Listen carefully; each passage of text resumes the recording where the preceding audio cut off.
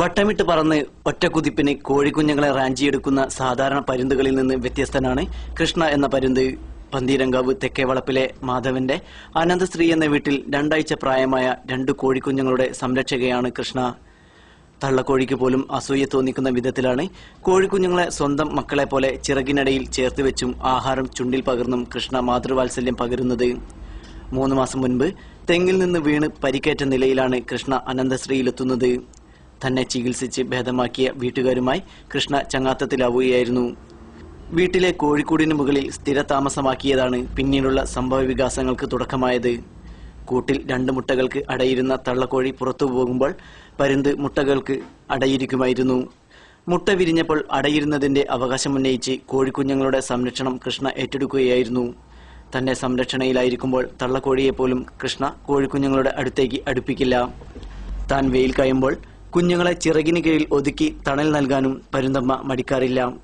പെറ്റമ്മയേക്കാൾ സംരക്ഷണമാണ് പോറ്റമ്മയായ കൃഷ്ണ കോഴിക്കുഞ്ഞുങ്ങൾക്ക് നൽകുന്നത്. ഈ അപൂർവ ബന്ധത്തെക്കുറിച്ച് വീട്ടുകാരനായ മാധവൻ ഇങ്ങനെ അഭിപ്രായപ്പെടുന്നു. അതായത് കോഴിക്കൂട്ടിൽ കോഴി ഒറ്റയ്ക്ക് മുട്ടിട്ട് കിടക്കരുത്. നമ്മൾ അടക്കി വെച്ചതൊന്നുമല്ല. അപ്പം അത് കോഴിക്കൂട്ടിന്റെ അടുത്ത് തന്നെ കയറിയിരിക്കും. കോഴി പോകുന്ന സമയത്ത് കയറി അടക്കി കിടക്കും. അത് കഴിഞ്ഞാൽ കോഴി വന്നു കഴിഞ്ഞാൽ കോഴിക്ക് ഒഴിഞ്ഞു കൊടുക്കും. പിന്നെ വിരിഞ്ഞു കഴിഞ്ഞപ്പം സ്വന്തം കുഞ്ഞായിട്ടാണ് പരുന്ത് കണക്കാക്കുന്നത്. കോഴിനെ കുത്തി ഓടിക്കാൻ പുറപ്പെട്ടു. പിന്നെ ഒരുമിച്ച് കൊണ്ടു കിടക്കുക, ഭക്ഷണം വായിലിട്ട് കൊടുക്കും, ഒരുമിച്ച് കഴിക്കും. പിന്നെ മറ്റുള്ള കോഴികളൊക്കെ വരുമ്പോൾ ആട്ടി ഓടിക്കും. അത്ര എടുപ്പായിട്ടാണ് കോഴി കുഞ്ഞായിട്ട് കാണുന്നത്. പിന്നെ വീട്ടുകാരായിട്ടൊക്കെ വളരെ എടുപ്പത്തിലാണ്. TV കാണാനും പിന്നെ ഒരുമിച്ച് ഈ കുട്ടികളൊക്കെ ക്രിക്കറ്റ് കളിക്കുമ്പോൾ ക്രിക്കറ്റ് കളി തീരുന്നത് വരെ അവിടെ തന്നെ ഇങ്ങനെ ആ ലൈറ്റിന് അവിടെ ഒരു സ്ട്രീറ്റ് ലൈറ്റ് ഉണ്ട്, അതിൻ്റെ മുകളിൽ കയറിയിട്ട് അങ്ങനെ ഇരിക്കും. അത് കഴിഞ്ഞാൽ നേരെ പറന്നങ്ങോട്ട് പോരും. പിന്നെ വീട്ടിലൊക്കെ കഴിക്കുന്ന ഭക്ഷണങ്ങളൊക്കെ തന്നെ കഴിക്കുക.